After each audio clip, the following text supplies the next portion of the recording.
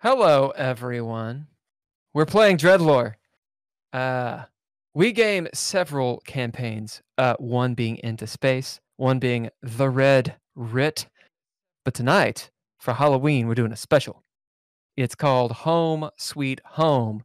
And the person who is game mastering, which is called an Arbiter in DreadLore, is Mr. Ken Howl. Right. So let's introduce the cast really quick. Since we've got some guest stars, I'm going to not do it. I want you guys to introduce yourselves. Don't introduce your characters. Tell who you are and one little tiny bit about yourself that is not interesting. We'll start with Holker. Hey, my name is Ethan Mowbray, 23. I'm a part-time waiter at Le Chateau Elegant. You know, they let me off most of the time early, which is kind of cool, so I can get back to my place and smoke a bowl. I'm currently in community college right now, but these professors they're dumb. I don't know. They don't know what they're doing, and so I try and explain to them like how to make their school better. They don't want to listen to me, and I've been there so long. I don't know what's going on. No one tell him. All right, well we'll go with I just got off my shift. Yeah, I know. What was your name again? Ethan Mowbray. Ethan, yeah, thanks, Ethan. Andrea. Mowbray, Mo better. Hi, I'm Andrea Elliott-Johnson. I don't know. Yeah, I like doing gaming. Gaming's good. Gaming's fun. I also like string cheese. That's the not so interesting fact about me. It's delicious. Yeah. And chocolate milk. And chocolate milk, dude. I don't just like chocolate milk. I'm addicted to chocolate milk. So there's that. I am the chocolate milk. We'll throw down some guest stars. Notably, Miss Allie. We'll forget to push the button on my microphone all night. That's the interesting fact about me. I'm Owly B, and I have not played a role-playing game in millennia. So hopefully I won't botch this too bad. Looks like fun. Yes, and how about yous twos? I'm Max. I'm allergic to penicillin. This is Jack. He barks when you say hello to your telephone. I'm JazzieCabbage, and I started out my life left-handed until somebody told me that was wrong. It's okay. I almost went for myself. That's like the intro to a 5-minute stand-up set. That's actually. I might steal that. You can have it. Actually, there's no TM associated with that. Totally not true though. Right. All right. So thanks to the music, we're doing all lowercase. I get to introduce myself. You don't know. You go. No, I do. No, that is a guest. I am Bill Bunkum, and I am the Arbiter tonight. Can't you see? Because I'm ready and Lori. Wait, are you actually dressed up as me? You're a dick. I love it. Can you tell by my pasty complexion and dark eyes and my beautiful hair and alluring eyes? Oh, that's so good. That's so good. And of course, the shirt is important. What does your shirt say? Does it say? It says fuck. Are you really dressed up as me? That's.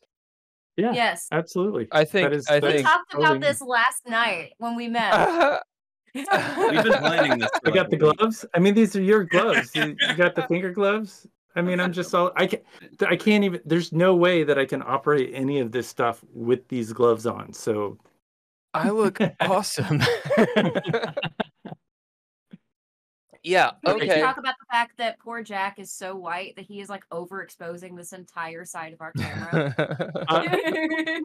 Nice. I was thinking that about Bill over here too. Oh. You look like just give me the shit. Vampire show. Things we do. Oh, What we do in the shadows. What we do in the shadows. Yeah, something like that. Yeah. Yeah, Yeah. I've actually only seen the movie. You said that vampire show, and I just started going through my Rolodex of All the vampire shows. Vampire Diaries, True Blood. What? Yeah. So What do you thanks to all lowercase letters for the music. Thanks to Mr. Interrupt for the music. Also to Couchfire Media for all the production and such. Thanks to Trois Productions, which if you guys don't know what that is, it's fine. Don't worry about it. Although episode 3 of the startup is going to drop on Amazon pretty soon. Who are our sponsors for tonight, Holker? I mean, Ethan. Thank you. Our sponsors tonight are the entire population of Hans Island. Hans Island, everyone who lives there, including on the Canadian and the Danish side, have all decided to sponsor this podcast. Thank you. Oh, wait, how do you say thank you in Danish? What's German don't for know. thank you? German is Every single person who lives Bitte. on that island Is is it bitte sponsoring. in German? I don't know. No, it's no not. German. Dankeschön. Dankeschön. How did I not know that? Everyone without exception. They all called me. Yeah, I'm sure. How many were there? It's uninhabited. Oh, Nice. kind of walked Nice. into that one. I'm Okay. just an ass tonight. All right. Yeah, we should probably start the game. All right, starting the game.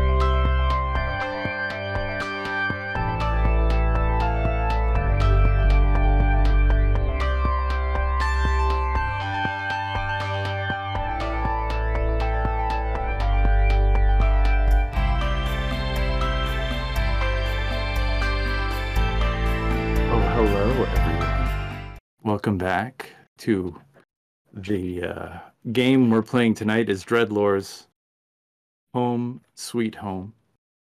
And I'm going to introduce you into the world of our new home for the next few hours.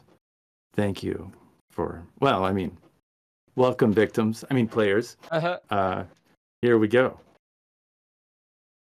'Twas the night, or 'twas All Hallows Eve, and a sense of anticipation draped itself over a relatively new outlier subdivision in the outskirts of St. Augustine, Florida, in which, in recent days, a construction accident damaged a wall protecting Bald Cypress Manor.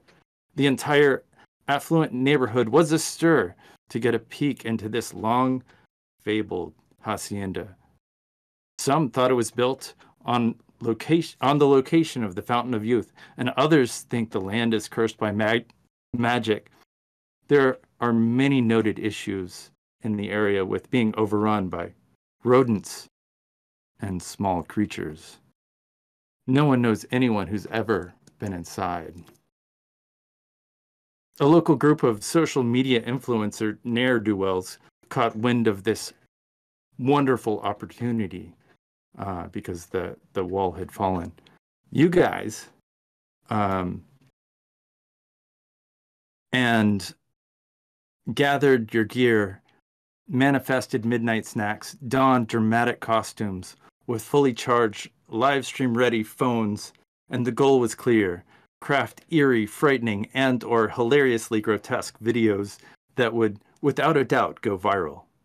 Please like, comment, and share.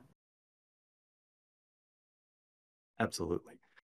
So you arrive one by one as the waning sun gives way to a dire dusk as the first droplets of rain start to fall. The group enters the estate. Navigating through treacherous Idlewild rose garden and briar maze, the vines and fauna close at your back, finally reaching this 4-story mansion. There are hundreds of garden gnomes just around the property. And it's eerie. It's almost like they're watching you.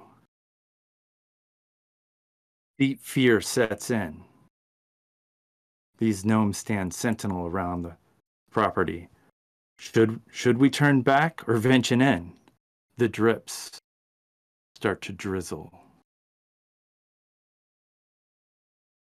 As you get to the front doors. The doors... Does anybody want to open the door? Fuck it. That sounds about right. As you get to the doors, you open the door and you find yourself in this entryway.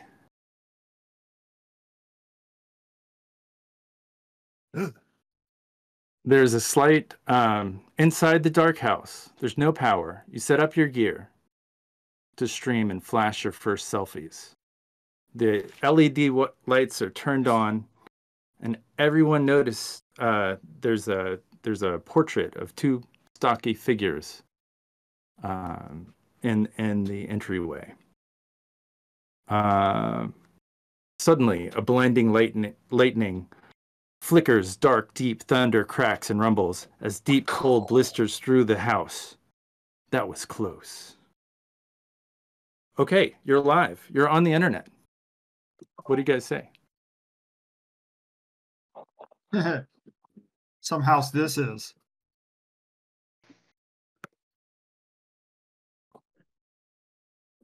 Well, hello and welcome to the show. It's the JazzieCabbage that you know.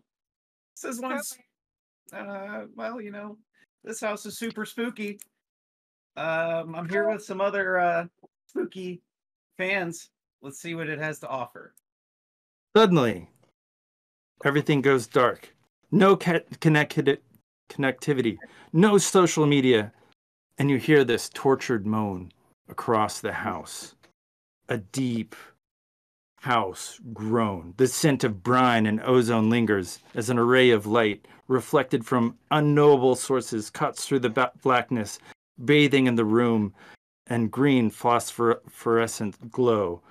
The front door slams shut, and a small, strange voice in the distance speaks. Who dares trespass in my home? This is no matter. You shall never leave, for we stand on just the precipice, and there is no escape from my sanctuary. A transformation occurs to everyone in the group, giving new meaning to the "you fake it till you make it," which I think is kind of funny. Guys, It's kind of funny. guys, I think Golf claps. I think we should give them our YouTube handle instead of our names. It's the witching hour, and everybody gets the abilities of their costume. Please introduce yourselves, your Halloween character, and everybody gets their first minor goal, which is you made it to the mansion. Which, what do you get when you get a minor goal? You get 1 pip, Jones. and you get back cunning and breath, which does not matter, and you get 1 experience point. See? So 1 pip and 1 XP.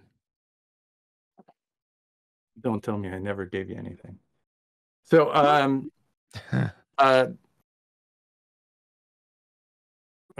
Ethan, can you tell us about your character? Yeah, my name's Ethan. I just got off Le Chateau something or whatever, and then my supervisor's a bitch. Anyway, You dressed okay. yeah.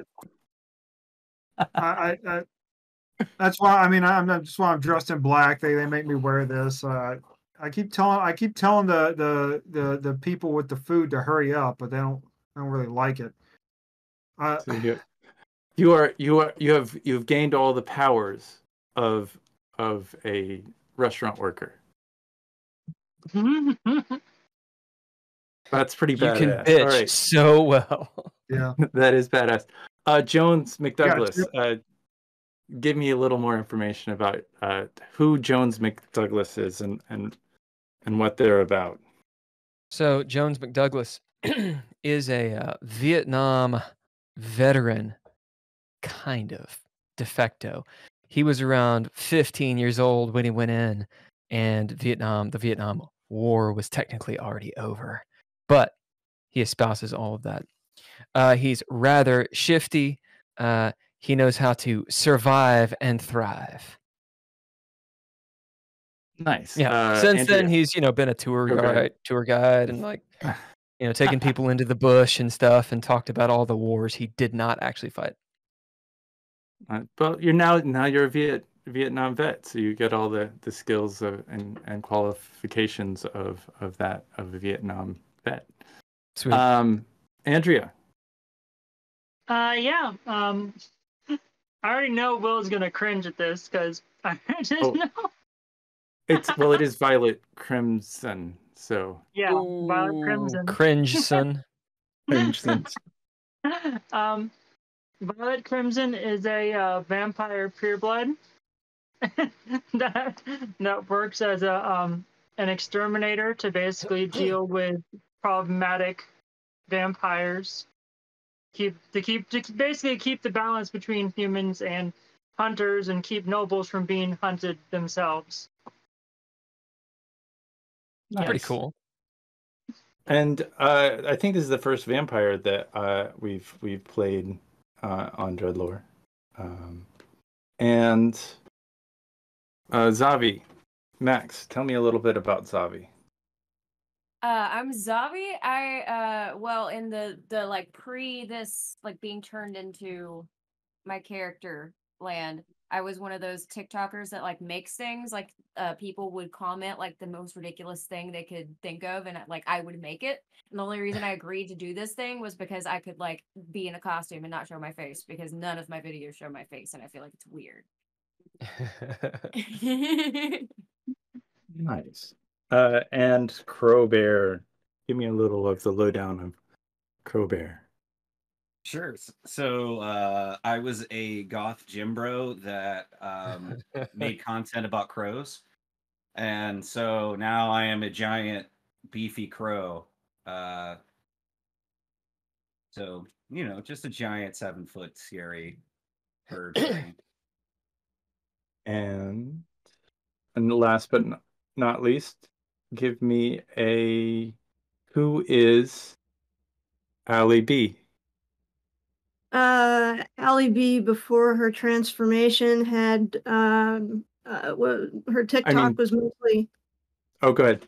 Which was mostly about literature, and she just read Mary Shelley's Frankenstein and was so inspired to don that costume. So now she is a creature that was created by somebody, and her goal is to scour the planet until she finds that person and tear their head off.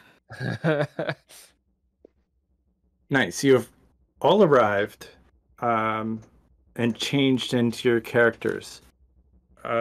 Talk amongst yourselves. Introduce now that you've introduced yourselves. What do you think of this transformation? I look down at myself, looking exactly the same way as I did before. For I am my own character.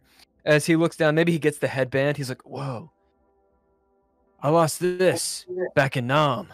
As he looks over at you all, kind of like stepping back, seeing the transformation you've had, he'll kind of sidle up to Ethan, elbowing you and saying, "You got anything to smoke?" Yeah, I got something. I'm just.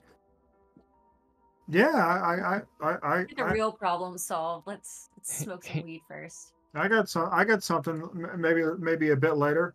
Yeah, I'm just I'm just glad I don't have to deal with those damn customers that keep getting on me because I can't pronounce half the menu. It's in French. You know, It the took me French are 6 horrible months people. to figure out. It took me 6 months to get baguette right. Yeah. You know, the French are horrible people. Yeah, they're even worse bosses. What they did to the Vietnamese people. What? What they did to the Vietnamese people is unthinkable. Oh yeah, I think I saw a Fuck the documentary. French. I think I saw a documentary like that when I was hot. Yeah. You know who else? Fuck Canada. Oh my god. And everyone that ran away. We love Canada. Zombie's biggest concern is that this has turned into way more of a social interaction than he had anticipated. So I just go to the nearest corner near a window and I pull out like tools out of my pocket and I'm just like working on something anxiously. Okay. And what does Violet Crimson think of this situation? Are they called by the blood of any of the other players? Or are they doing okay? Violet's she'll be sort of standing there looking between the different peoples, and she'll notice that two of them definitely just seem like normal people, and the others don't. She's kind of confused how she got herself into the situation. She's trying to well okay. In terms of this transformation, do we remember who we were before or no? I think you have a vague recollection, but I think for the most part you've become your character. So it seems like your former self is a dream, and this is reality. Gotcha. And Frankie, so Violet might sort of be looking at the people, then looking down and trying to rack her brain to reconcile, that the who she is. Is like very kind of confused. and Frankie, how is Frankie taking all of this? Frankie is very confused. She suddenly finds herself relatively sewn together, a little worried that her head might literally fall off of her body, but she also feels incredibly strong. And she's just kind of flexing her hands and fingers a little bit, so sort of looking at herself, much like everybody else, trying to kind of take in what's just happened. And Crowbear. Does Crowbear speak? Robert does not speak, but Zavi can understand him. Oh. What is... Okay.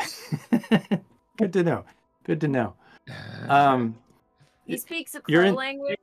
To be fair, I can mimic things, but I don't see a reason to talk to any of y'all because I'm just as confused as everyone else. Everybody's shocked. So I'm just standing kind of like looking at everybody, and I'm thinking about hopping over to Vietnam guy and just being like spooky. You're standing in this entryway, and it's bathed in this wan glow of sporadic haunting light. There's a feral cat with the clipped ears sitting near this open door just to the right of you, and it dashes into the open door. There are two additional doors to the left and forward. There's also this painting of this gnome-ish couple, this stocky couple, on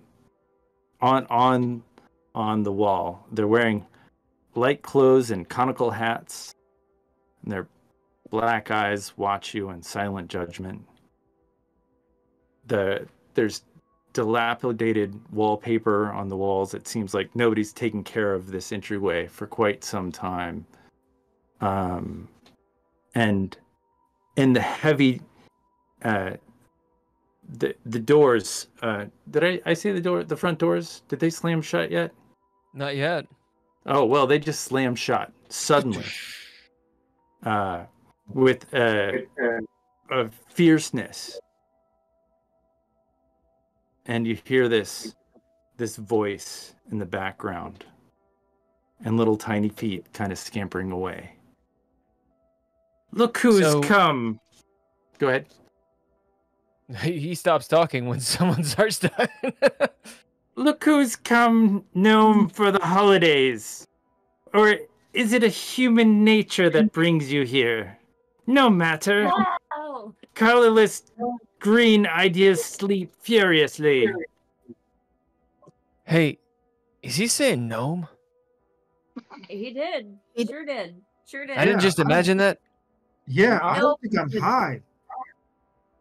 I look over at you. Can we be high? Is that an option? I'm not high enough for this. Are we high? No. Can we? no. Have you ever been in a I'm haunted getting house? high. I'm gonna try the front door. I've Have you barely ever- been out of my house. Have you ever been in a haunted house on weed? Does it make it better? Easier? That's a good idea, less Frankie. scary? My dude goes over to the door and like tries to open it. It's Oh, good locked. lord. It's Uh, wedged shut. I can't open it. I'm not I'm strong gonna try enough. out my, When I'm gonna try out my new Violet- strength and Yeah, go ahead. Uh, Never mind. Go ahead. I'm gonna try Frankie? out my new strength and see if I can get the door open. Okay, I think that's fair.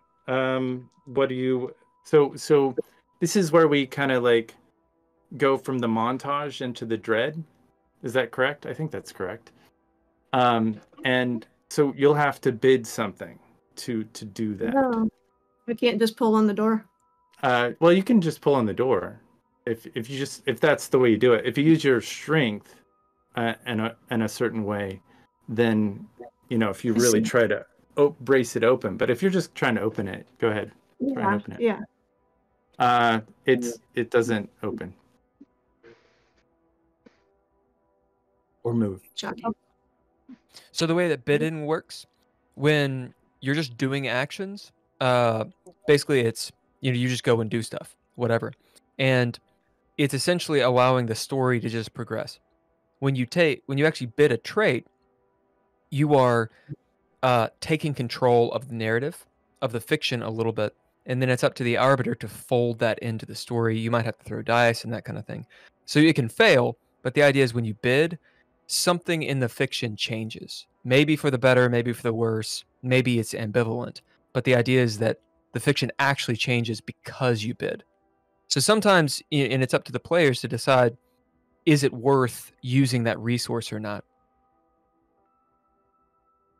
So if you want to open that door, it's going to take a lot more effort than you're putting in to open it. There are three other doors in this main entryway.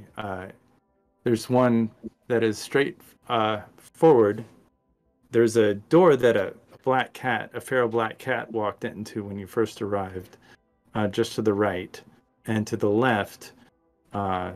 There's another door, and the door ahead and to the left are shut, but the door to the right is open. Can we see inside the room Yeah, through the door on You- the right? you want to go Just and look kinda- in the room? Peek in.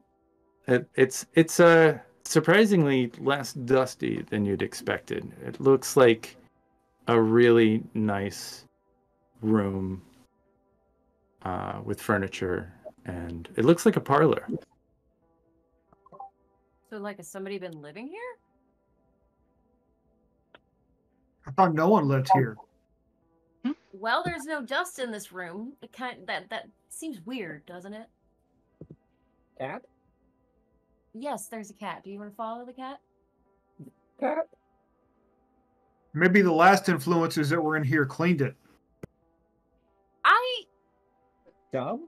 Have you met influencers? Have you noticed that the 3 square feet around their camera is like the only clean part of their entire existence? I'm an influencer. I get people to, I influence people to buy wine at my job. You guys Congratulations. explore the room. Okay, so we're gonna go explore the cat. Apparently. The cat. Yes. There's no the cat in this room. Like, you don't see a cat immediately in this room. Well, what about the other room? There was a cat that went by us. The cat went into this room, but it is not in this room if you go into the room. What? You don't see it. Great. Okay, no cat. I'm gonna bid Hawkeye as I see them looking around. What are you looking Okay. for? As I'm gonna attempt to see, is there any movement or whatever? What are you all looking in the for? room? Yeah. In the room, if you bid Hawkeye, you see a chandelier, a wall bookcase, a fancy chair, a couch, a coffee table, a big grandfather clock, and a framed building plans of some kind.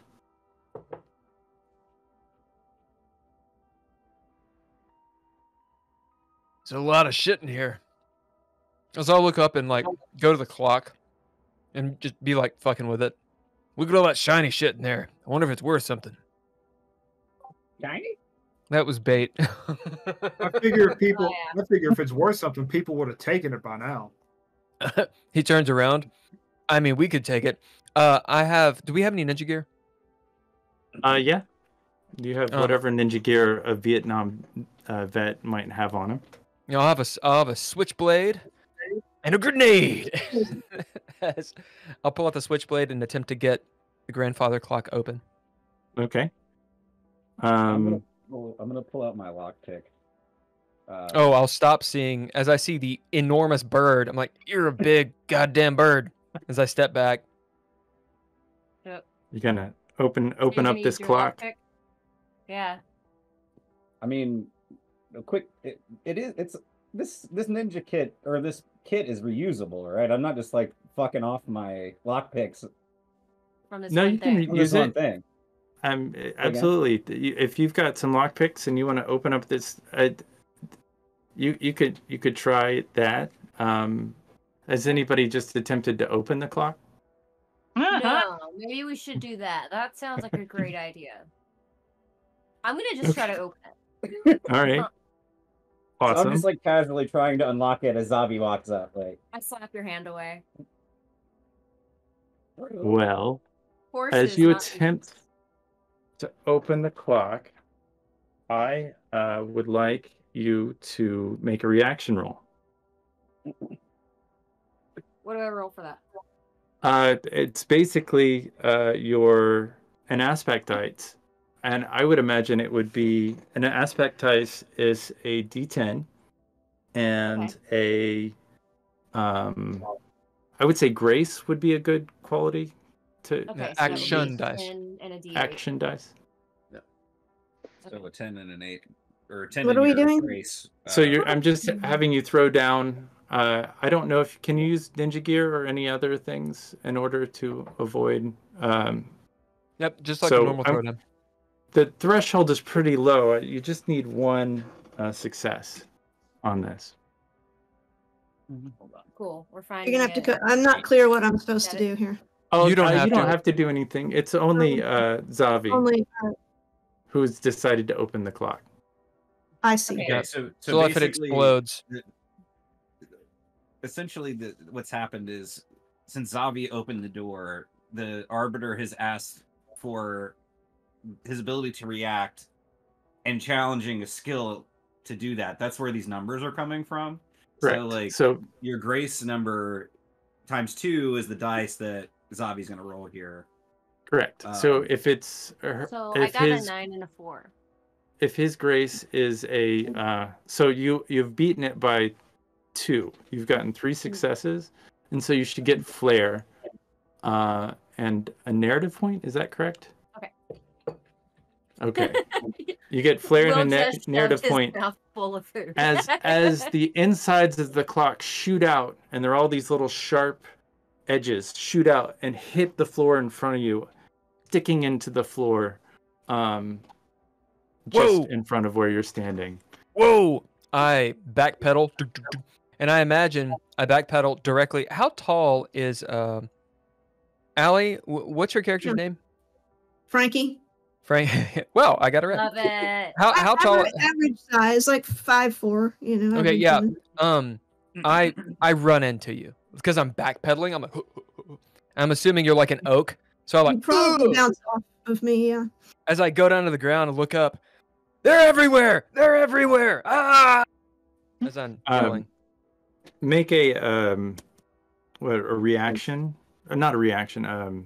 What is notice when you notice something, Bill? Perception? Yeah, you Perception. can make a reaction, or you can do a bid or a throwdown. If the threshold's 0. Yeah. Do you want to bid or throw down to see something, Jones? I will bid.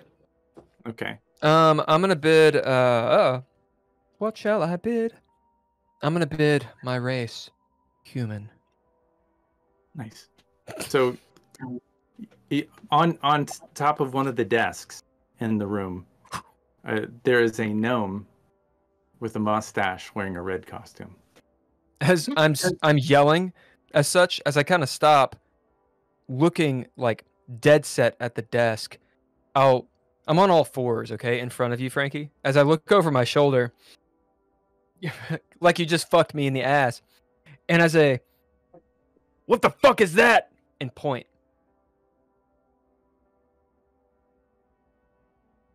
Jones by his collar and just pick him up and set him back on his feet. Nice. That's a nice thing to do. I now have a collar. Not that kind of collar. You hear laughter in the background, kind of from all over the entire room. It's kind of fills up the room. Gnome, if you want to, gnome around the world. I want to examine the shards that came out of the clock and see what they are. Sure. How do you do that? I'm gonna bid my nature. Curious. Can I do that? Yeah, absolutely. You succeed. They're like little tiny, very well manufactured shards. It's like an expert who is got very nimble hands and the ability to manufacture devices that are incredible. Like this little trap wasn't necessarily a trap. It was just a really well constructed clock that it was bitey and mystical, and it was advanced in such a way and held together by some kind of theurgy that may be beyond your immediate impression, but it is really well crafted. Can I pick up the shards and put them in my tool bag? Sure. Awesome. I do You that. have clock. You have clock shards in your tool bag, Yay. like little metal clock shards. Goblin behavior. Yeah. They're shiny. I mean, it's nice metal. It's probably theme. useful. Yeah. Violet started going around the edge of the room and using the handle of her sword to basically tap the walls as she's going around the room. Okay. Violet. At one point, there's. She gets to this big map. Do you tap on the map, or do you want to throw down? It feels like you should really tap on the map right now. Well, what else? Yeah, Because it's a big map. It's a big map. It's like the size of the wall. It's basically from about 2 or 3 feet up in the air to about 10 feet up in the air. There's this big map. Do you want to perceive or notice anything about it? This is like there's no downside though. Do what? Yes. Yeah, I'll tap on the map.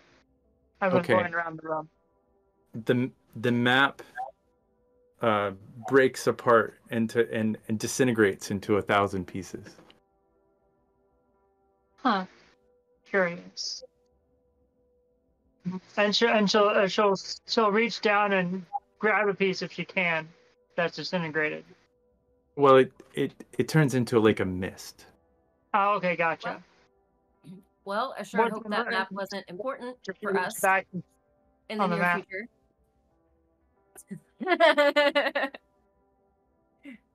I'm gonna go over there and I'm gonna say, hey, don't worry about it. They should have laminated it before you touched it. It's their fault. Suddenly you hear suddenly you hear in the background, "When you're in my house, you can trust no one. What do you think about a little anarchism?" And as this happens, this gnome appears, and there's a door that opens in the bookshelf, and then the gnome disappears. How big is the gnome? How big's the gnome? It's pretty small. It's probably 6 inches, maybe. It's very tiny. So like David the gnome So style. I am not the shortest thing in the room. No. And then the gnome disappears, and then I want everybody to roll a reaction. 10s, correct? So that's a 10, and whatever your case is. Well, Yeah, your action die is a D10. So I'm sorry. Go ahead. You were actually explaining And it. which aspect are we using?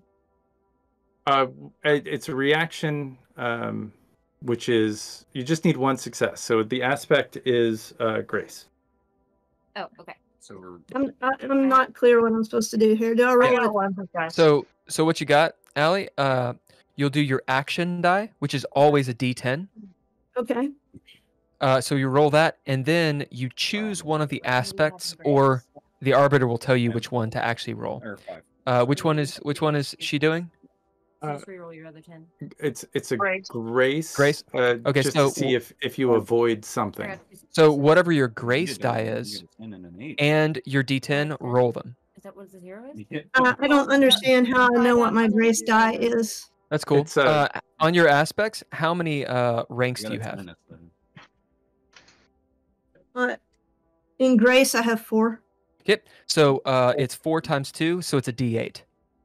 Okay. So on all of those ranks, you just multiply it by 2, and that is the die type you're going to roll. Gotcha. And if you have anything that aids in graceful, you can bid. But it's just I'll need 2 successes on. Yeah, I do the this. throwdown first and see what you got. Okay. I got 4 successes. So Right, Oh, so so you go. I don't Zombie gets know what a 10 and an success 8. is. I don't know if or We're gonna failure. tell Do you. I add that We're going to tell together? you.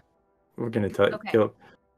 All right, so so here's a success. let's work with Frankie first. I rolled 4 once. let's work cool. around. 4 to 7 on a die is 1 success. If you get an 8 or higher, that's 2 successes. So, for example, if you roll 2 dice and you got a 4 on one of them and an 8 on the other, you got 3 successes because the 4 is 1 success and the 8 is 2. So, what did you roll on your dice? I got a 6 an and a 8 and 2, a so 10. I got Right. 1 success. Boom, excellent. So you have 1 success. Yep. Yeah. Do you want to roll any kind of? Would you like to spend a proficiency, or do you have any gear that allows you to roll additional dice? Like, could you use armor for something like this to roll different? Like, I've got something that says medium armor plus 6, but I don't know. So that's plot armor. That's for your Yeah. health. so you can't bid that. Yeah, I mean, if No, she's got it no. on, Yeah. Yeah, she has it on. If you bid your armor, you might. I'll give you. Are there any aspects on that armor? traits. No. It just says plus. It just says plus 6. So you can roll an extra D4. I got a 2. 2. So that is not a success. So right now you're at 1 success. So that's a failure, a regular failure, because it's Correct. The threshold is 2. Yeah, an utter failure, you have to roll 2 1s on your throwdown. You can So- choose. You Yeah. can choose to spend a proficiency, which is on abilities on the bottom left-hand side of your. I keep on looking for my character sheets because I don't have them memorized. Go ahead. I see the proficiencies. Yep. So your proficiencies, you spend Right. one of them that applies, and you can re-roll 1 die, and you take the result. And you can do that as many times as you want. Can I use violence? Yeah. How does violence? So basically, the chandelier has fallen off the ceiling, and is headed towards you. Well, my first reaction might be to attack something that is falling toward me. Yeah, that makes sense. And probably try to punch it out of the way. And you can also spend Have it cunning. Slam it to the in floor. order to... Is it cunning then the world action? Is that the way it Well, works? it depends. If it's a reaction, you don't really need It's a reaction. Yeah. Yeah. Okay. because it's already happening. Yeah, it's already happening. It's a world action. So what'd you get on your And it's a- reroll? Pretty big Which one do chandelier. I reroll? It's up to you, Uh, but you have to take the result. Roll. right. All right. I'll re-roll the That's d10. it. I got a 1, so I majorly failed that. I would re-roll that. I'd spend another proficiency on that. All right. So you can spend as many as Spare you want, as many yourself. as you You have. absolutely can. Okay. Well, I've got 6 on violence, so. Yeah. Yeah, she's Because this violent. shows It's violence. not happening here. I got a 2. Keep on going. Just keep on going. Keep going. Yeah. Fuck it. 4. That's one There you success. go. Yeah, I got a success. So that's 2 successes. All right. And what about Violet? How'd you do? Oh, I got 1 success. Do you want to spend any proficiency or? No, I'll go with Ninja the yes, gear. but Okay. Well, it's 2 successes. It's a big chandelier that's falling from the ceiling. oh, okay. Well, then I will use a violence proficiency to reroll the 10.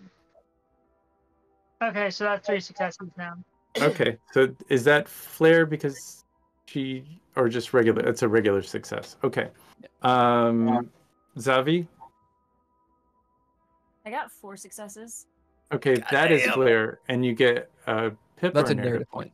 That's a You narrative get a point. narrative point. Yo. Once you get 5 narrative points, you gain you gain a trait, or you gain advancement. Crowbear, how'd you do? I got a 10 and a 7. Okay, so you got 3 So is that successes as well. 3? You rolled a 10, so you get one of your aspects that you've used if you've used any aspects back, and you I think that's just a regular success. Yeah. Just I did it. Ethan, how'd you do? I got a 2 and another 2. Oh, it's a failure. That is a complete failure. You're not the first person to tell Ethan that. Damn. Do you want to do any? Do you want to do anything to mitigate this thing from falling on top of you? I will spend a breath to go into limbo. Oh, okay. So you spend a breath. All right. So narrowly, you are standing directly underneath it, and you see everybody in the room like start to fade away and move out of the way. And Ethan, you just look up, and this chandelier is coming directly, and it's falling straight down on your forehead. And you just take a little step back and happen to like there are these massive all this glass like slams onto the ground, shatters into hundreds and hundreds of pieces. This chandelier is massive with like all sorts of ornate different types of ornaments and runes Glass and gnomes. yeah, Hey. amazing construction of this thing, and it just like there's this tiny little hole where you barely fit in, and so that for some magic or liturgical reason, like you're not harmed by this, but now you're trapped inside the middle of this chandelier as it hits the ground. Hey, Zavi, Frankie.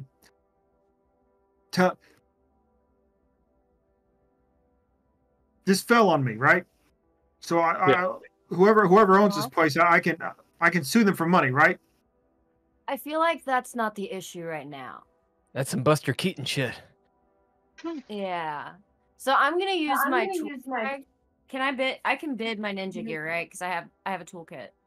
I'm gonna bid my Absolutely. toolkit to try to get him out of this. To see if I can like disassemble the part that is like keeping him in it. Sure, absolutely. I think it'll be relatively easy. It'll just require...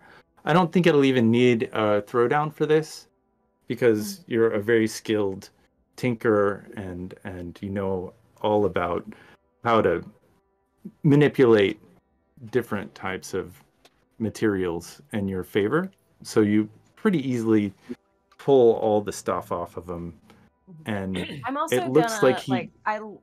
I love picking stuff up, and I have like little bags in my toolkit for this. So I take one of those out and I pick up some of the glass and I put it in the bag, and then I put it in my Sure. toolkit.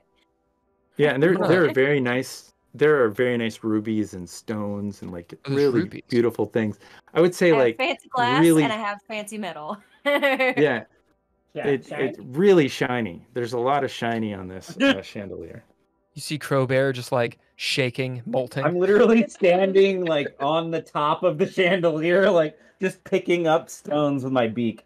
And you're like trying to put them in my toolkit for me. You're just like, I'm trying to get Ethan out of this, and you're just like putting stuff in my bag. McDouglas is gonna walk nearest to the vampire.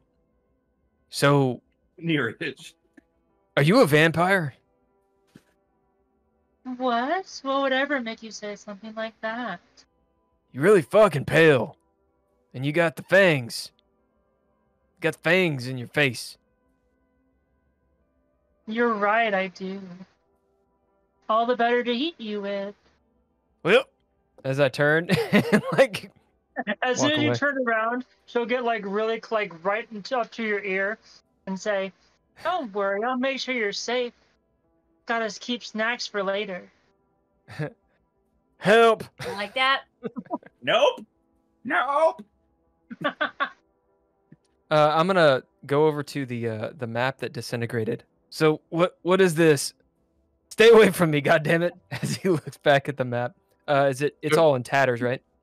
No, there's no remnants. It's basically like an empty frame, but you can kind of see in the middle of the empty frame, like in the very, very teeny tiny center, that the aspects of this map are starting to reform. This is some creepy shit. That is not creepy at all. Does anyone know what the hell's Super going glad on? I got out of my workshop for this. I mean, the little statue things kind of told us they're gonna play No. some games with us. I'm talking about this map. Yeah, probably. I mean, I've seen shit like this before. In the shit. Okay, so clearly it seems like the map is magic, but the question is like the wall magic, or is it like behind the wall that's magic? And You say that would like it's any of normal. those answers get us the fuck out of here? You say that like it's normal. That's just magic. There ain't no magic as he turns around. Magic doesn't exist. Hold on. Looking around. Violet will God damn appear it. behind you. Violet will appear behind you and pat you on the head. Oh, that's so cute. I'm getting the fuck Okay, out of here. I go in the other room. I'm going back to my gems now that I've looked up in the right moment. Listen, veteran guy, I love that you have opinions on magic, but we don't have time for you to spend 10 to Hey, 20 listen, you years. should thank me for your service. Wait. All right, I want everybody to roll a perception check. Amazing. So like is that wits again? And a reaction? So a reaction die? I have a above board, so to speak, question. There's shiny shit on the floor. Am I stuck? You Well, might he be hasn't stuck. bid your flaw against you, so you're not stuck. What If do you you haven't bid do? my Shiny. flaw, 'cause I'm I'm asking gonna you a bid your. legitimate question. I'm gonna Fuck, bid why did your I second flaw check? shiny, I'm so dumb. and you are just enamored with all the different flickeries on the floor. Like you don't get to roll a perception check. That's so dumb. I couldn't think of anything. So it's Okay, wits. so it's your action dice and yeah. your wits, right? Action and your wits. action you is need a Okay, for those of D10? us who get to roll. a threshold of 1 to notice this. So action is a Oh, D10 okay. and whatever I your wit is. did amazing. Correct. I You got, have to get I got what? a 1 and a 2. So basically, you need to have 1 success to see this happen. I got 2 Yeah, successes. 4 and I got a 4 and a 3. Okay, you have 1 So success. I need to bid something. You don't No. have to bid. You can just throw it down. Because it's a reaction, you don't have to bid.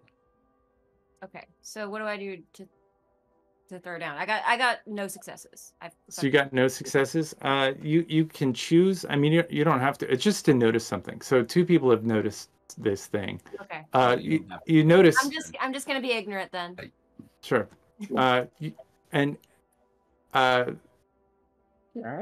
Ethan, did you notice? Yeah, I got 2 successes. Oh, cool. All right. And Jones, you notice? No. All right.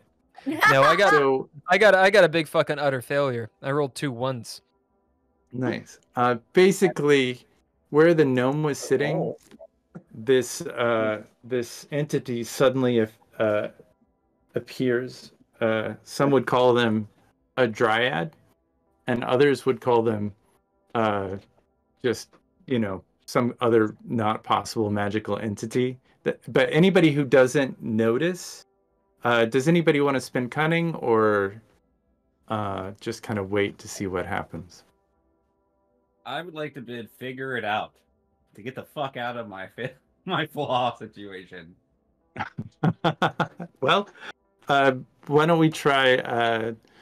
So this is a monster that just kind of appeared in front of you. Do you guys say anything before we start this interaction? You don't see it? Is anybody? No, I did an utter failure. I'm paying more. Jones is paying way more attention to the vampire and the Frankenstein's monster that's next to him.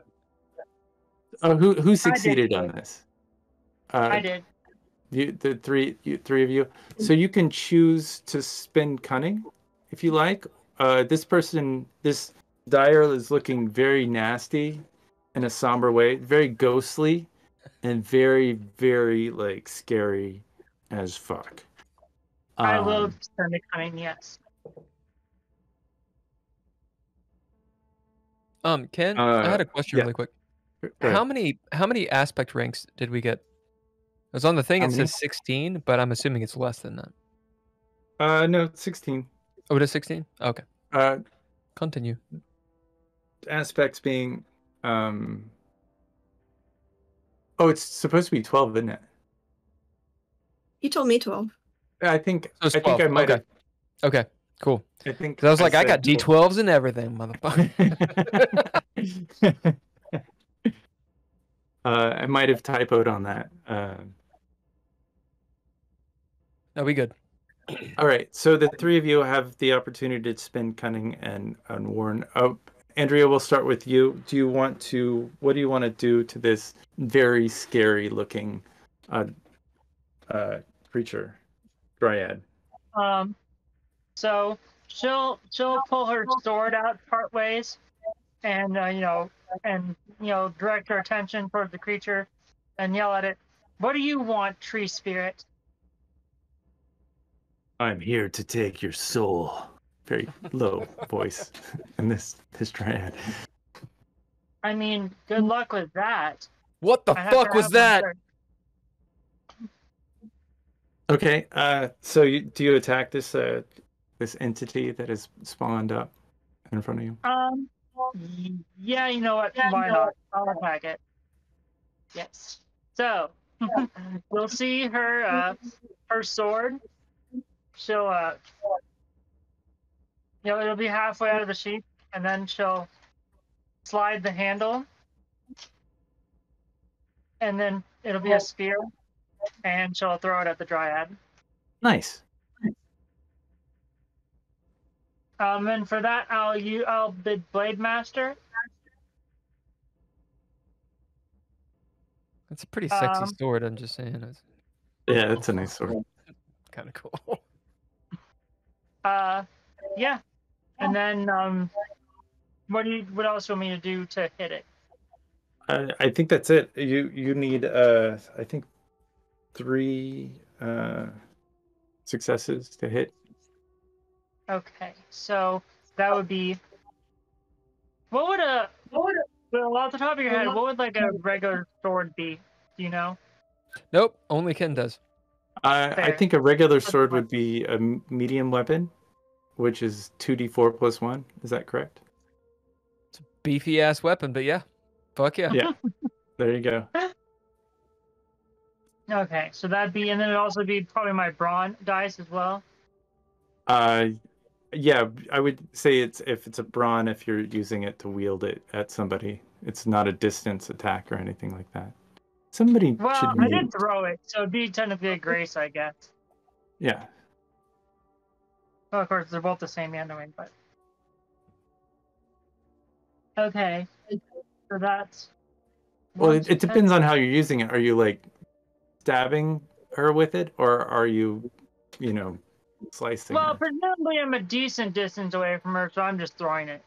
Oh, you're throwing it. Okay. So I would use grace at that point. Okay. And how many successes did you say I needed? 3. 3. Okay. So I will use a violence proficiency to reroll. Haha, that's 4. Nice. You got 4 successes. You totally hit. Cool. And then so the damage is 2d4 plus 1? Yeah, I think that's fine. Okay. So that's 5 total. Nice. It dies. It just it disappears. It turns into pulp. It mists out and is no Makes more. like a cute little pop sound. No more. And there's a gnome like just sitting there behind where it was. Just another fucking gnome. Jesus. Okay. What's Look with at the that gnome? gnome. The gnome's still in the room. First of all, Can I take the gnome? Well, this gnome is the same gnome that Jones noticed earlier. No, this is the cunning round, right? Yeah, it's cunning. Oh. Okay. And then I guess did anybody else spend cunning? Okay. The villains go. yeah, The villains are all dead. Oh. And the world action goes, and nothing else happens. There's in a this gnome there? moment. Well, it's the gnome that you noticed before. It's just Yeah, I pull out my switchblade and attack it. okay. As I'm like, You you little fucker! Ha! As I you leap stay- forward comically, horizontal to the ground, okay. like Ash in Evil Dead, like, and I attempt to get it. I'm gonna bid. I'm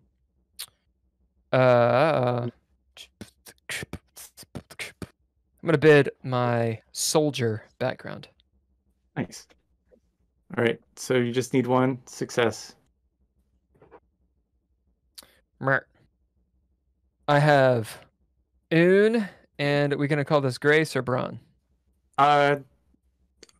It's a knife. I think it's grace. It's right. knives are a graceful weapon. 1 success. Nice.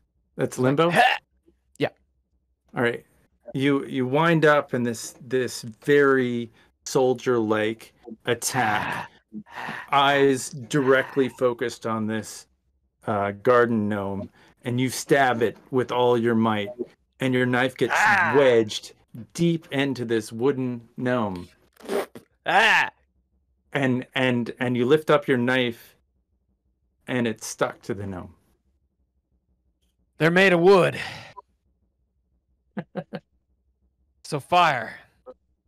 That's what we got to use. It's a garden gnome. It's similar to one of the ones that you might have seen outside. These mystical gnomes, wooden gnomes. I've heard of them. The In the bush, in the shit. There were gnomes the everywhere map- in Vietnam. The map is about halfway reformed, and the hole in the library is where there's a door that opened up and that other gnome escaped to is still there.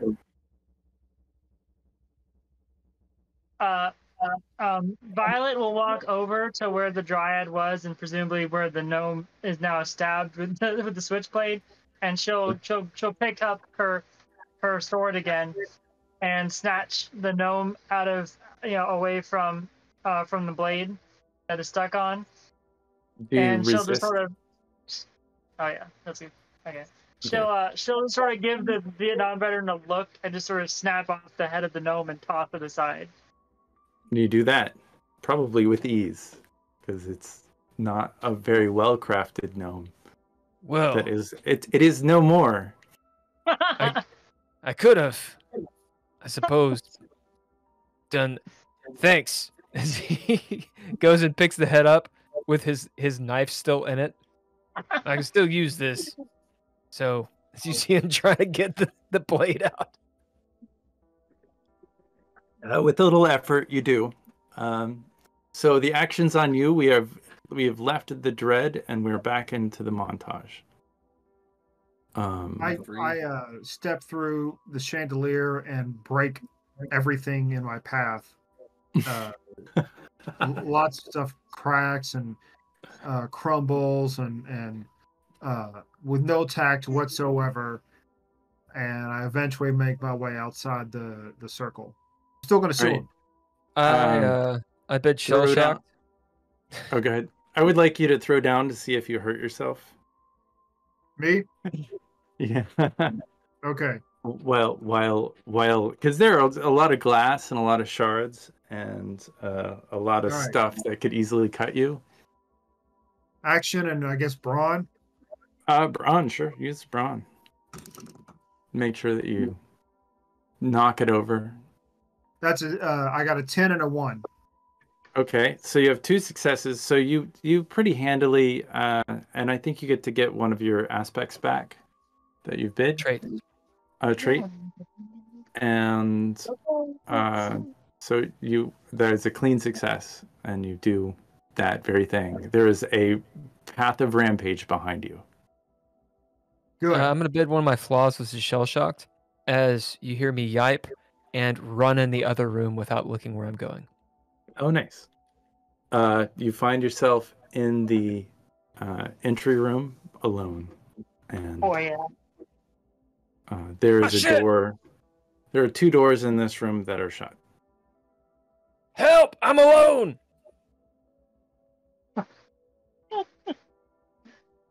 I'm gonna follow him because clearly this room seems like a dead end. So I'm just gonna go with him because we need to look for a way out. Sure. I will also And follow there's a call out because to break my Zara trance. helped me. I didn't mean to cut you off. Sorry. I'm gonna look at the map to see if it might be a map of the house. Curious about the map. The map is about 3/4 reformed, and so you can see most of the house. It seems like it's a fairly simple layout. It's showing you the first floor, and one of the things. Can you roll a wits and throw down for me? So. Just the wit. Yeah, and your action die. Okay. I'm not very witty. I got a 9 and I can't see 3. Okay, so you succeeded, and you see that there are little footsteps in the where Jones ran out. You see his little feet scamper on out. And like everybody standing in this room, you see their footsteps, and then you kind of look around the building, and there are like little footsteps moving around throughout the entire building, and you see that you're on the first floor, and something it's pretty close to the kitchen and dining room, and if you go through that middle door, you kind of get the idea that it might be access to the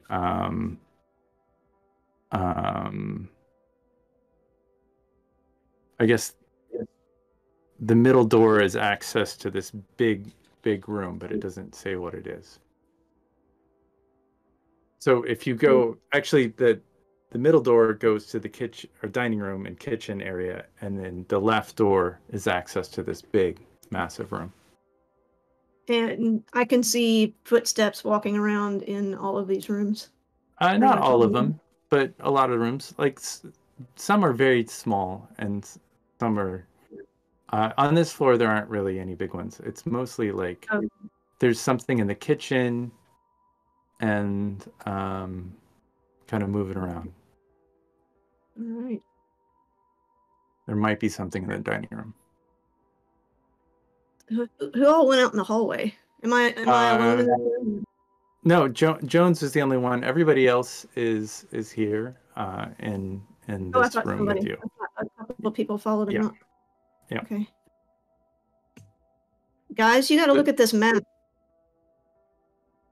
It's a map of the house, and it shows where we are and shows where other people, maybe, might be walking around in the house. What do you make of this? And you can also see that on this map, there is a staircase down to the basement from the room that you're in through the bookshelf. That's the opening. Okay. Probably those stupid gnomes. It sounds like, well, maybe we need to kill them all in order to get out of here. That's a lot of gnomes. Yeah, that seems like Nomicide? There's no way we could do that. Oh God. Nobody knows what's No, up. I definitely feel strongly that I don't want to go in the basement, but I also feel strongly that we probably should. Unfortunately. No, I wouldn't think there would be a way out through the basement. So Well, maybe clearly the going- door has been closed magically somehow, right? Because it slammed shut on us, and we tried to open it and it didn't work, right? Right. So, do we have to kill something in this to get it to let us out, or convince it, or talk? So none of our phones work at all anymore. We can't take a photograph. You don't even have a phone. The phone and all of No. your equipment for live All streaming technology disappeared. Gotcha. It's not in your ninja gear. It is vanished away from reality. Oh. The lights that you brought. quick question. Go ahead. Anybody good at sketching real quick? Am I still picking shit up, or am I free from my trance? I think you're still in it, unless somebody comes to knock you out of it. I think you're stuck. Because I heard the vet scream for help that he was alone. Oh, you could make a. Why don't you throw down? We'll do your wits, and if you want to throw An down action. What's in an action dice. An action and okay, so for me that's going to be a 6 and a 10, I believe. So that is a 6 and we'll roll a 2. So you got one success. One success. Yeah. I think you're able to kind of look away. You've got a draw to stay and look, but there might be something shiny in the other room. There might not, but there's a lot of shiny right here. So It's kind of like what's the ultimate answer? it's kind of like you're being like you want to stay, but you can go with one success. It's limbo, but you're really drawn to stay, but you can go. Shiny? What are you up to, Ethan?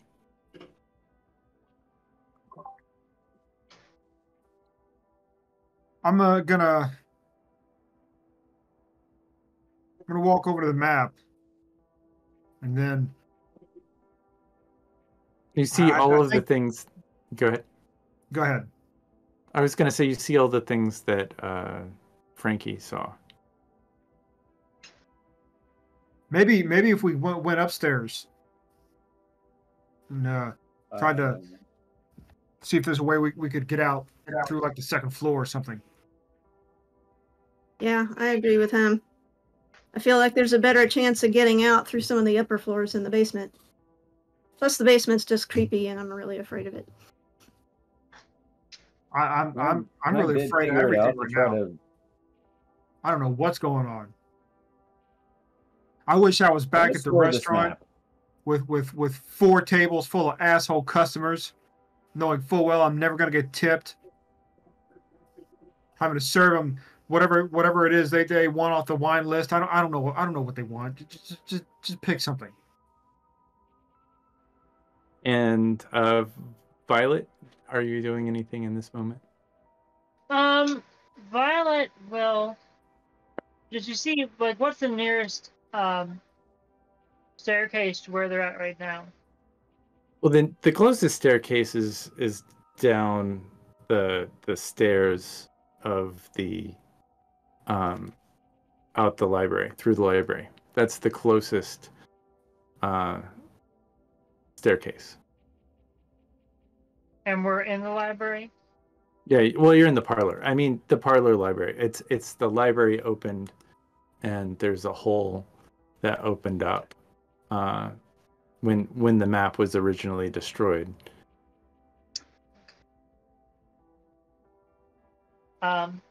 She'll decide to head towards there if she can.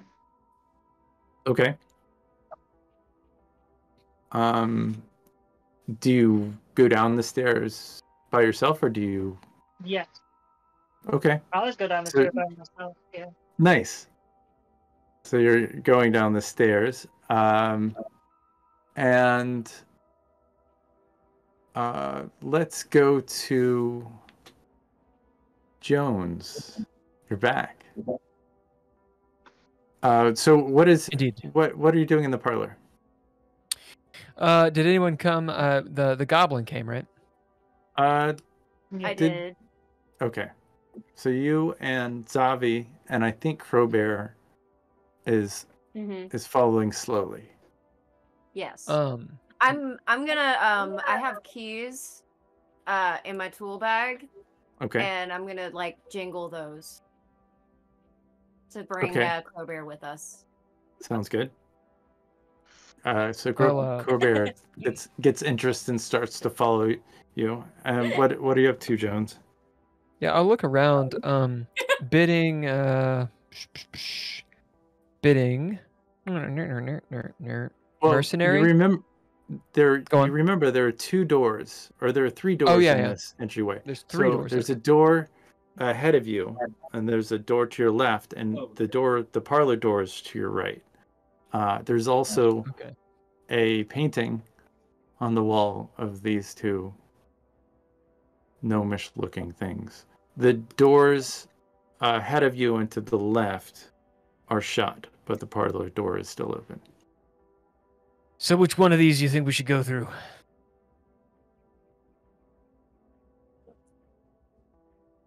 Honestly, if you don't choose, I'm gonna eeny, meeny, miny, moe it. And Crowbear over here isn't making any great decisions anytime soon, so... I always go left. Left it is. All right. As we edge up to the door. You get to the door. As I reach out. It's the door open. Crowbear kicks the door open, apparently. A cock! All right. Do you want to throw down and kick in the door? I'm gonna bid Bad Bird. You're gonna bid Bad Bird? Cool. It's just basically like bird super strength. Yeah, this is a really heavy-looking door, and it's the ceilings in the room are maybe 20 feet high. This door is probably hundreds of pounds. That's a heavy ass door. Made out of solid oak. I mean, the door itself, it's like a double door. It's like an Amish door. It's like a double door. Like two Amish doors put together. It's a double door. Bobby admires the workmanship of the doors. For you to try to kick this door down. Kicking the door open? No, for you to kick this door down, you would need probably 4 successes. Okay, so you need to throw down. So so I'm gonna let me find my 10s. Okay, so I've got a 10 that here. That would be your brawn. Which is brawn, definitely brawn. And I would try to maybe. Do I need an action, or am I going just brawn here? Well, brawn and your action die, and then if you have anything that might aid you, because this is a tough. Do you have anything that aid you? Can you bid anything? I like that. So I was gonna go Bad Bird, but I might go with my bone mace to try to smash the door. Okay. So that gives you an extra. How many aspects? Okay, let me ask you a question. Can I combine Bad Bird with my bone mace to get 2 successes? Well, it's not. You don't get. It gives you extra dice, More chances. Got you. more chances. An Is that- 8 and a that's- 10. He got 4. They got 4 successes. Okay, so you got 4 successes. You rolled a 10, so you get a Flare. flare, and you get one of your traits back. The door. Oh, so you get that bird back? That's sweet. You can choose that one, yeah. I mean, it's Yeah. what I use. It's the only one I've used so far. Sure. The door, like that is limbo. So if you it's a yes Oh, so- but okay. situation. So the 4 on the dice, or the 4 successes with the dice, puts me in limbo. But if I used a trait here, would it get Yeah, me if out you- of limbo? Yeah, if they used an extra trait, would they give an extra dice? Nope. Oh, what do you Okay, get so we're for just extra? limboing. So, what you can do, you can, since we're tier 2, you can do on your turn 2 ninja gear, which give you extra dice. You can Mhm. do 2 abilities, which can give you successes. They did add a piece of gear. You said what was Bone the staff? mace. The bone mace. Are there any aspects on that bone mace? Upgrades or? Does I it haven't have any used any traits? upgrades or anything. Like, because is there anything associated with it, or is it just a bone mace? It's just a bone. It's just a mace made of Okay, bones. that it gives you a D4, Okay, and then What just hit me in the ass? lovely. That's okay. Hold on. D4 and and you said there was one other thing that you were using, another piece of gear. Your crow strength, is that it? Yeah, bad bird. Bad bird. Yeah. Bad bird. So just Yeah. So that would be another D4, right? I'm not sure. Bill. So he bid like bad bird, which is one of his traits, or their traits. Does that give them an extra anything? No. So You bad want bird is just to do the action, right? Oh yeah, so that just gives you the idea that that's what you had to activate to do the action. Yep. So you and have then because it was difficult or opposed, you had to throw down, which is your Yeah. action dice D10 and your aspect, And whatever that was. did And did you roll the then- D4? Yeah. Those are 2. Then you've got your ninja gear, so it's on top of that. Yeah. Yeah. So we're just in and- limbo because you rolled a 2. I rolled You're a in- 2. Okay, yeah. So you're in limbo. You can use a proficiency if you want. So here's your proficiencies. So you can try violence. Yeah, I'm gonna use violence here, Yeah. Okay, sounds good. and that lets me re-roll anything. No, well, I mean, you can re-roll anything you want, but the 10 and the 8 are probably maxed out successes. So if Gotcha. you re-roll, you lose that dice. Yep. You take Right. the result. You take the result of whatever I'm gonna, dice. so I'm gonna re-roll the 4. Cool. Okay. I thank you for the advice, because I was not sure where to go there. Yeah. 2 again. Nice. Yeah. I live in limbo. Purgatory is my home. So in limbo, you kick the ever loving shit out of this door. Like you use your great crow bird strength and your skull. What is it called? Bone mace. Bone mace. I'm a And simple you bird. slam- It'd be but a mace of and into that bone mace. And throw down really quick your wits and your action die. So 6 and a 10. That would be 6. Yeah. You already have a 6 out? Somewhere. I do. Okay. And let me roll. I'm glad I didn't roll that 4 again. Shit. Are you fucking kidding me? I just rolled a 4. Nice. On the D10. So and then basically you 3 perceive and a 6. as you slam into this, you perceive 2 things. You perceive that the door was in fact not locked, and you watch as your bone mace splits in 2. Oh. Oh no. Oh no. Oh. And the doors It looks like it hurt. fly open. they fly open, they're knocked off the hinges, and they're like laying on the ground. This door is open, and you see this. You went left, is that correct? Yeah. You see this grand ballroom in front of you. How? Go on. Sorry. There's a piano in the middle of this massive room.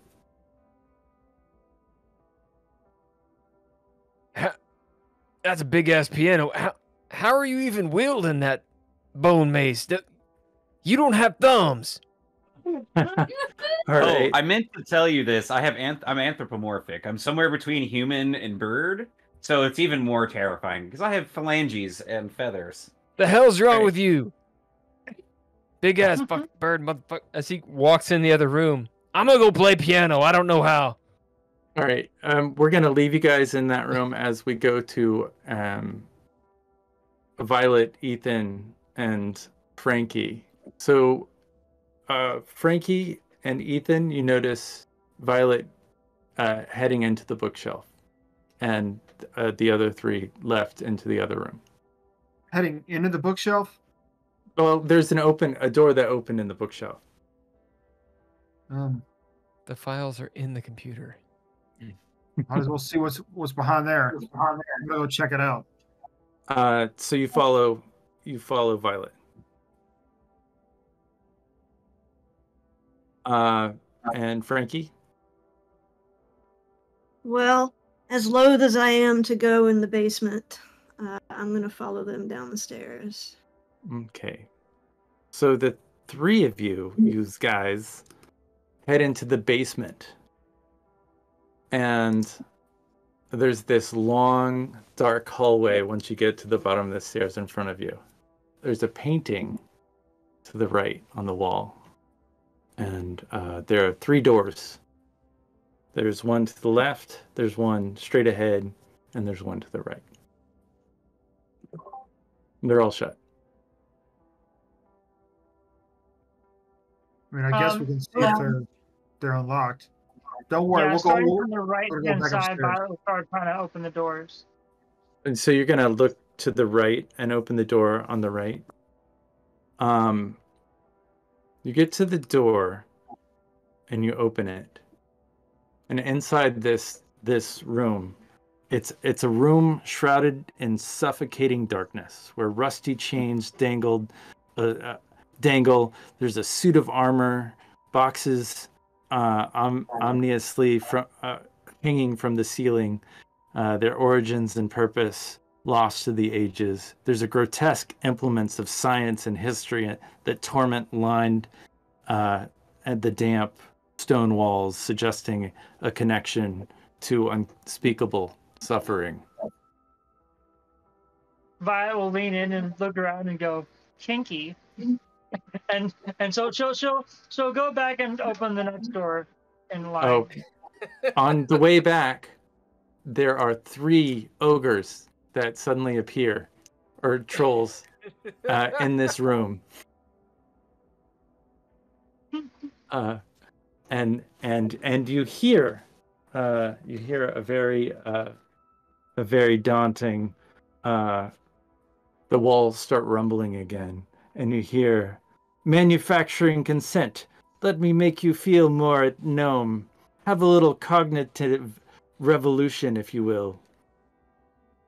And these are very scary. There's one half size gnome, there's like a middle gnome, and there's like a Papa Bear gnome.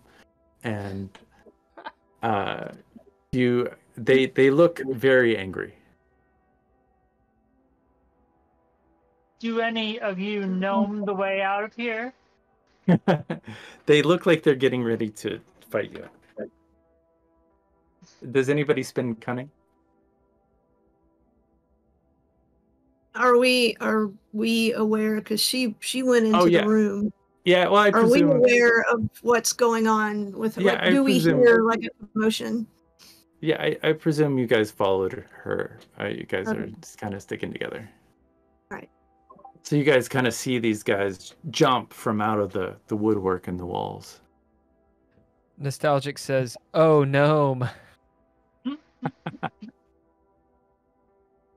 Harry Bunkum says, I cast punt. Rank 2. Yes. I'm gonna walk around the corner, and I'm gonna see them. And is it apparent to me that they're going to fight? Yeah, it looks like they're dripping. They are oozing from their mouths. They are, in fact, terribly scary and frightening. I think everybody should roll.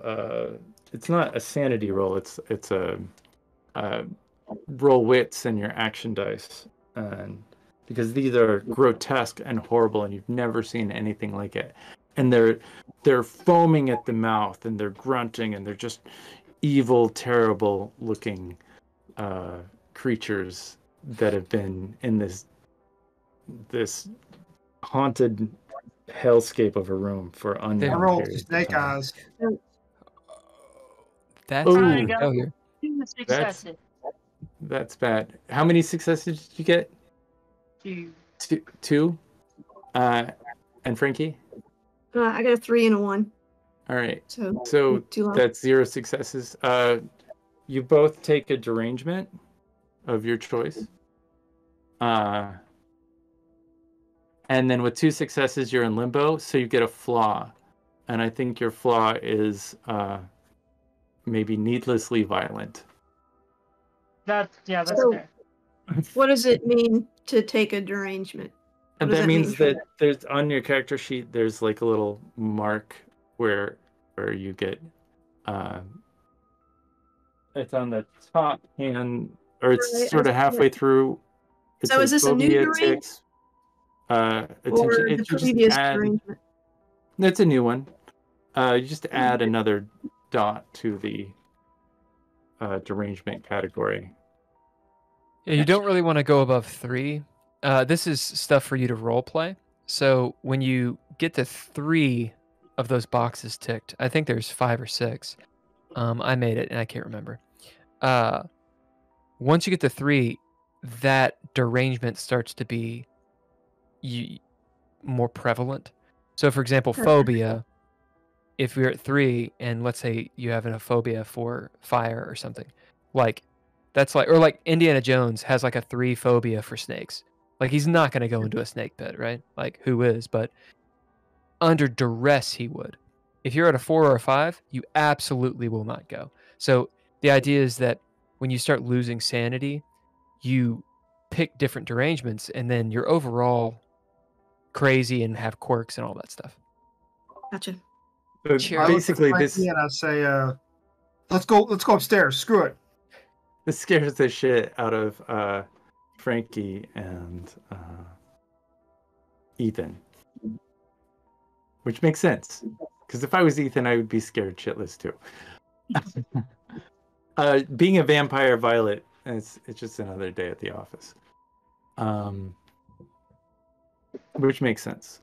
Does anybody spin cunning? Sure. How do you do that? And there's on your character sheet, there's a place for cunning on the right side, sort of near the top. And you should have it. It's basically your grace and your wits added together. And it's the number. And so basically you would just put a mark down that you'd use cunning in that area if you decide to. But these guys look like they're going to kill you, or at least try.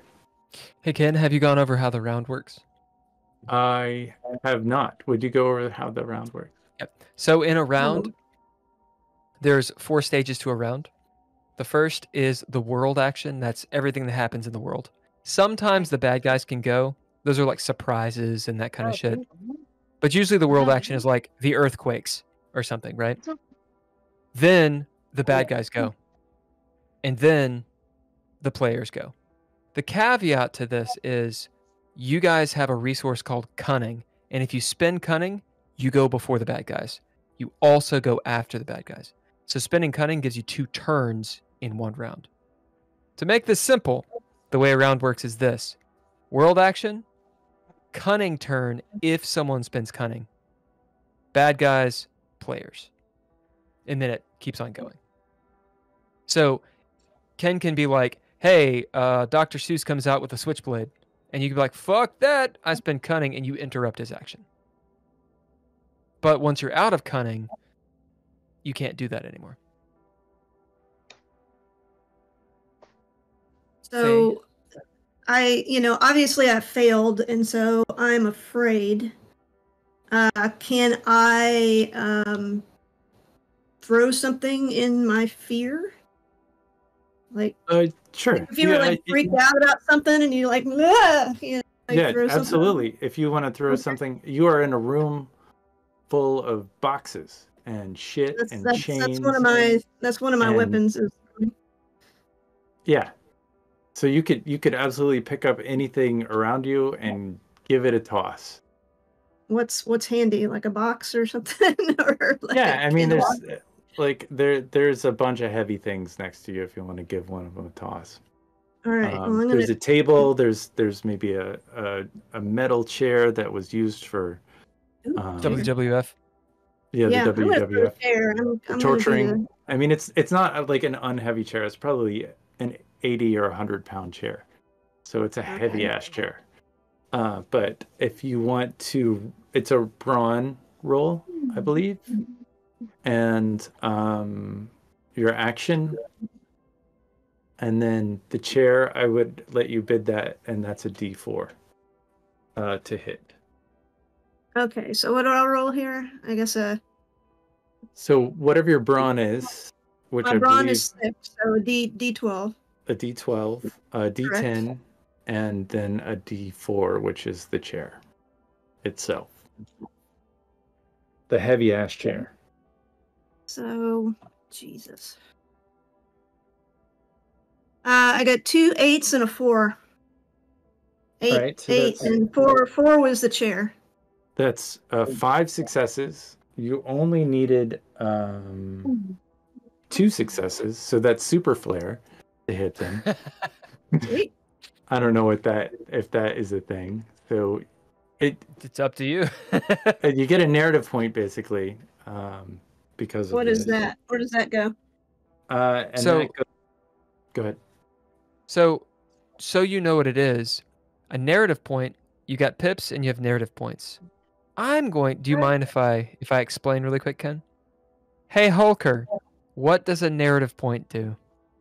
A narrative point allows you to change the story just a little bit. In the present. Yeah, in the present. Hey, Andrea, what does a pip do? A pip lets you change the story a little bit in the past. So you can bank those resources, or you could use it. The idea is you had a critical success, so that gives you a narrative point, meaning that you succeed on this. You could spend that narrative point to say, well, I want to succeed this way.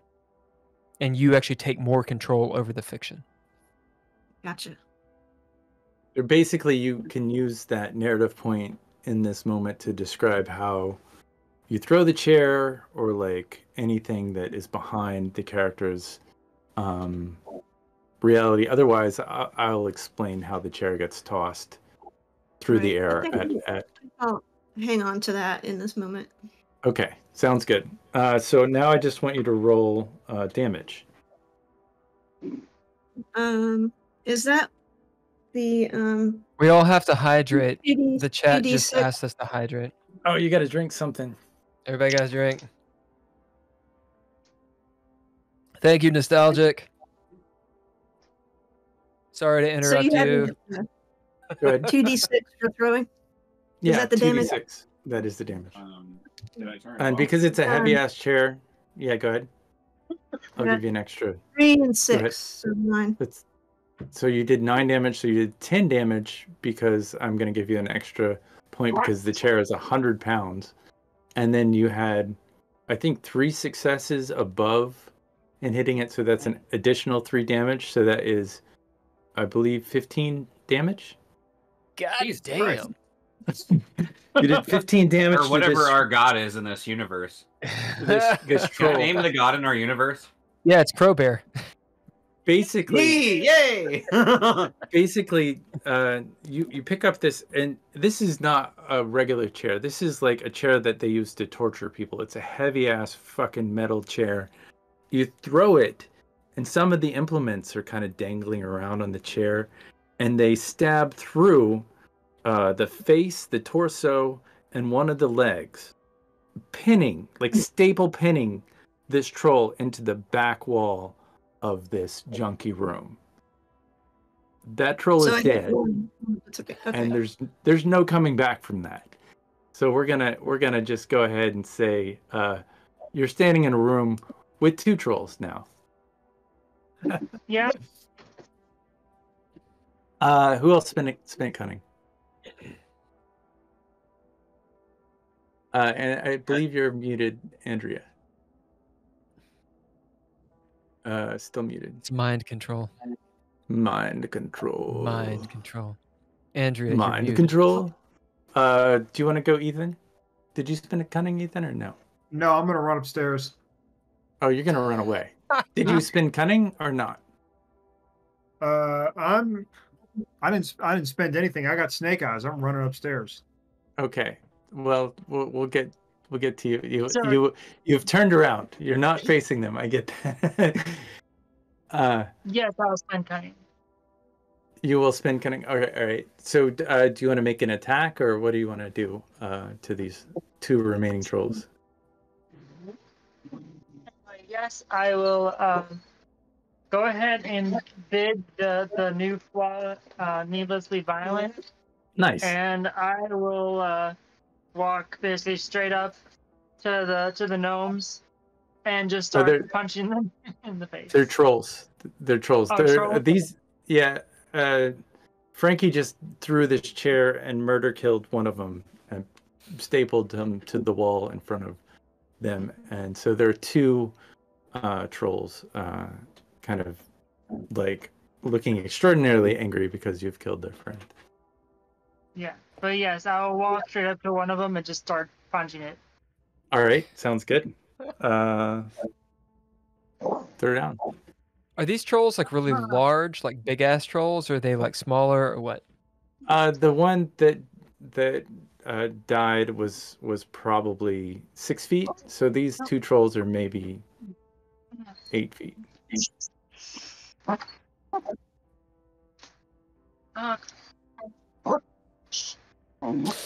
Nostalgic says the Arbiter is trolling you all. Oh.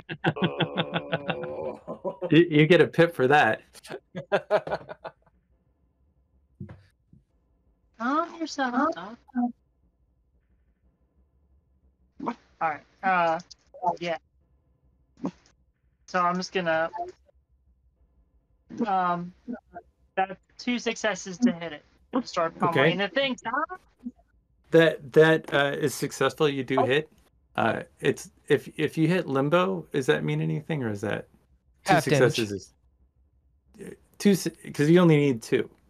Yeah, so that's limbo, so it's half damage. Okay. Gotcha. So that would just be my. So if my brawn is 4, that'd just be a D4. Yeah. That would be a D8. D8. Stop for the damage. Can you mute Max and Nate? That's me. Oh, is that you? Oh, I like Corgi attack. It's corgis. We were like, we are muted. What? Yeah, no, I started to panic for real. I was like, oh, I heard dogs, and I was wrong. Talk about me being wrong. I apologize.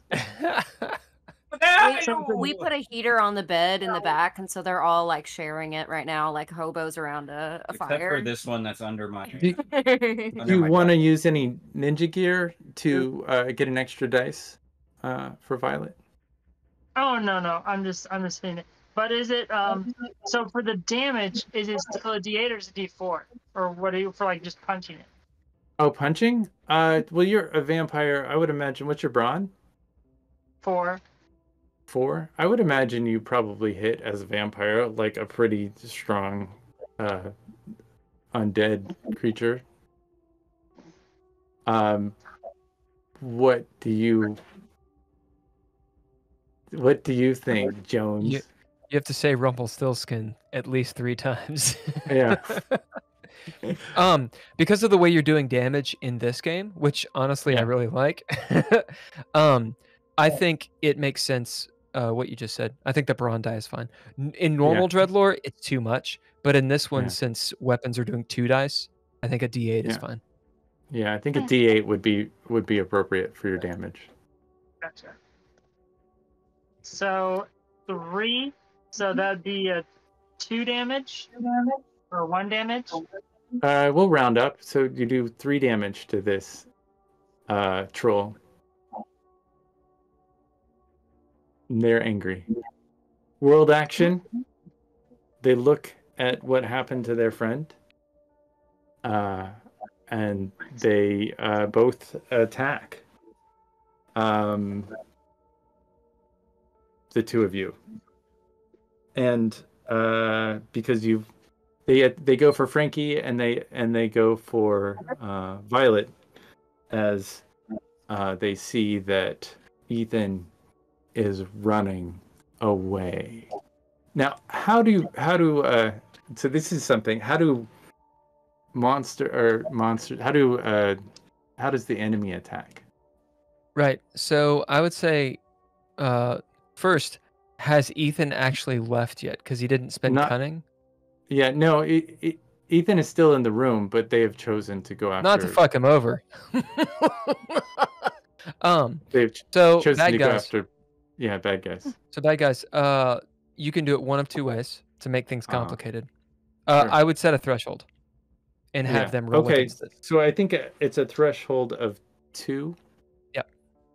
And then if they fail, then you've got your damage on top or whatever the damage is you have. I would have static numbers or a die on top. But just have them roll against the threshold is the easiest way. All right. So I roll an action die and a brawn die. Is that correct? Yeah, if they're trying to block, if they're trying to get out of the way, I do grace. Yeah. So are you trying to block or get out of the way, Frankie? I'll try to block. Yep. Okay. Or you could attempt to catch the deal. It's the narration is actually up to you, and that can affect how it plays out, right? Right. So that's I'm gonna like kind of highest like skill, like and then- brace myself and put my arms up and try to block. Nobody wants to hear you. All right. Throw it down. What do I throw? Action die and your brawn. Action die. So it's a D10 and a D12. And do the same for Violet. Do you block or try to get out of the way of their attack? Yeah, I'll block. Okay. So that is your brawn and your action die. It's a 4 success. What's A 4 is definitely a success. Okay. I got a 4 and a 6, so 2 successes. Okay, so that's 2 successes. So you're at limbo, and you will take half damage. And I also got 2 successes. All right. And you both take 4 points of damage.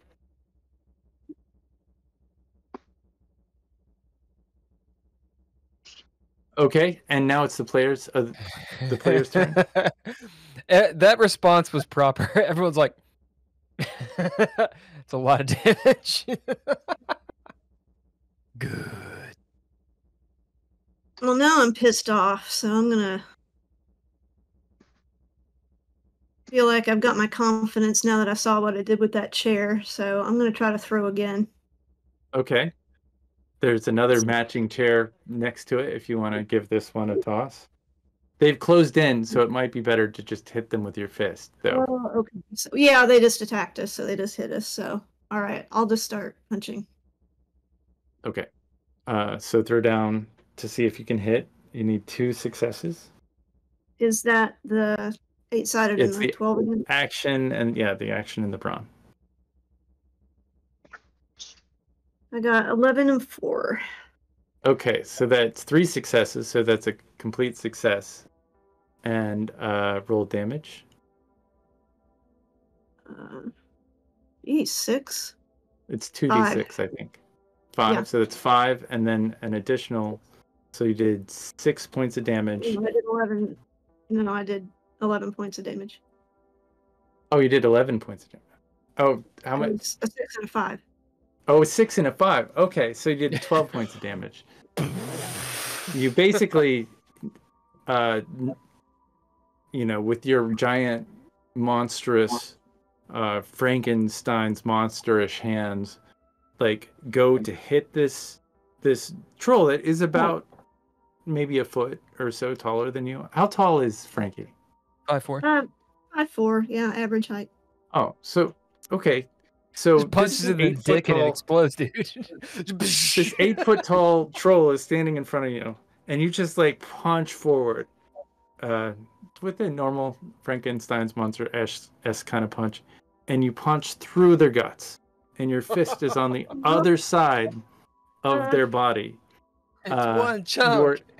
You're now covered in blood, troll blood, as this troll kind of like leans forward dead in front of you. Never to be seen. Yeah, covered in you've cut this troll in half with your fist. Sweet. And Violet? Yeah, so I will bid bloodlust and Nice. pull out my sword and basically just go to slice this thing and as hard as I can. Okay, roll to hit.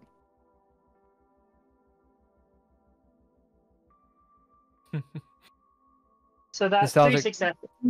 Nostalgic says You said- fastest way to a troll's heart, the stomach, bypasses the rib cage. You said 3 successes, so you hit. Roll damage. That's a total of 4 damage. Of 4 damage. So this troll is looking pretty hurt. It looks like they're on their last legs.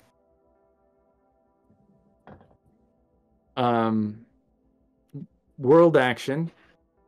There is a troll standing in front of you. The junkie room is still junky. Can you spend cunning again, or is it their turn?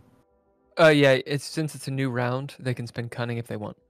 You can choose to spend cunning, but there is one very, very hurt troll in front of you. Although if you don't spend cunning, then it gets to go. Well, I guess I'll spin cunning. Okay. I will go ahead and spend cunning as well. Good. All right, roll to attack. Is your wits times 2? No, it's not your wits. Right, It's your brawn. Are you attacking with your fists again? No, I thought you were spinning cunning. Oh yeah, no. It's cunning is you mark it off, and it's a box inside of your character sheet. Right. Right here. It says cunning. I don't know if this is helpful. This little box right here. Yeah. No, I got it. All right. And so basically now you throw down to attack this very hurt troll. Give him on the You're head. gonna drop sledge him with your combined fists. Sledge him. An 8 and a 2. Okay, so that's 2 successes. That means you just hit, but they have half damage if you. So if you got ninja gear or if you have an ability, you can add to that. It's up to you. Because of our tier of play, you can do 2 abilities and 2 ninja gear. What abilities do you have? Do you have any fighty ones?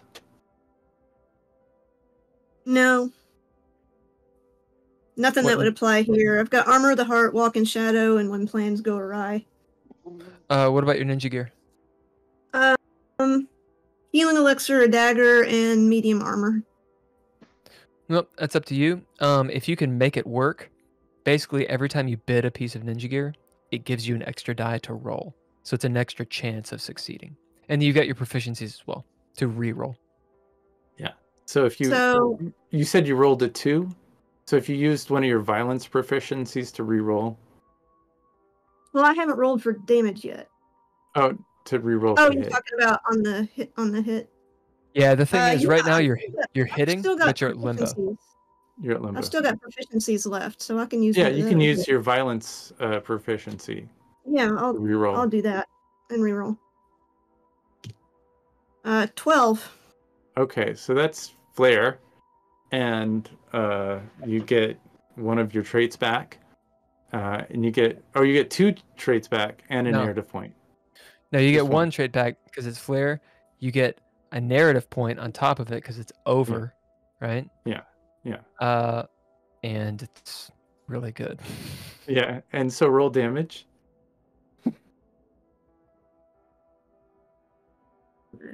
6. 6 damage plus 3 because you rolled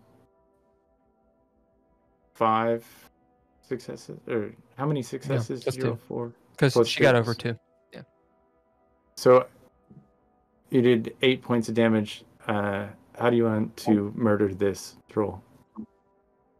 I guess I'm like smashing him on the head with my fists. You're gonna jump up and smash because this troll is actually 4 feet taller than you. I mean, I was picturing him kind of like a little, like doubled over, sort of, Yeah. Sort of Okay. thing. Yeah, he's doubled over because I thought this guy was Violet, pretty hurt to start with. So. Yeah, Violet jabbed him a couple of times. So yeah. So I'm gonna bonk him on the back of his head while he's kind of the vicious J.K. James Tiberius Kirk, baby. Just yeah. So as you do, your clean fist, because you've got your wet fist that you had to pull out of the other one. You bonk him with your other clean fist, smashing his skull, and you are now bloody. You have both your hands are full of blood, and you are a bloody mess. All of the trolls in this room are now dead.